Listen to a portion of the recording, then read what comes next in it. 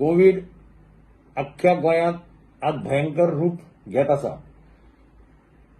चडांत चड लोक आज कोविडान बाधित जाल्ले आसात. लोकांक खाटीची गरज आसा, हॉस्पिटलाची गरज आसा, तरेतरेचे प्रश्न उपस्थित जाल्यात. अशा वेळार दिसाक 3-3 हजार केजीस जावपाक लागल्या. 50-54 डेथ जावपाक लागल्या.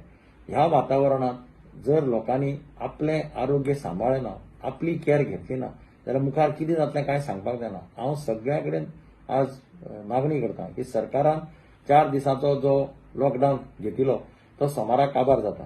पूण म्हजी मागणी आसा, हात जोडून कळकळीची मागणी आसा सगळ्या मडगांवकारां कडेन. हांव हात जोडून तांकां विनंती करता की तांणी हो लॉकडावन स्वच्छेन खुशीन फुडलो आयतार पर्यंत वाडोवचो.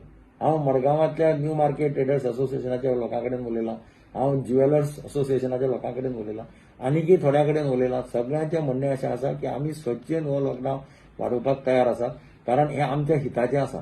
ज्या वातावरणांत आमी आज सध्या रावतात त्या वातावरणात लॉकडावन केल्या शिवाय पर्याय ना अशें आमकां दिसता. तेन्ना कोणाचेरच अवलंबून रावनासतना आपणे स्वताची काळजी घेवची हें गरजेचें आसा, कारण मागीर पश्चाताप करून कांय फायदो ना.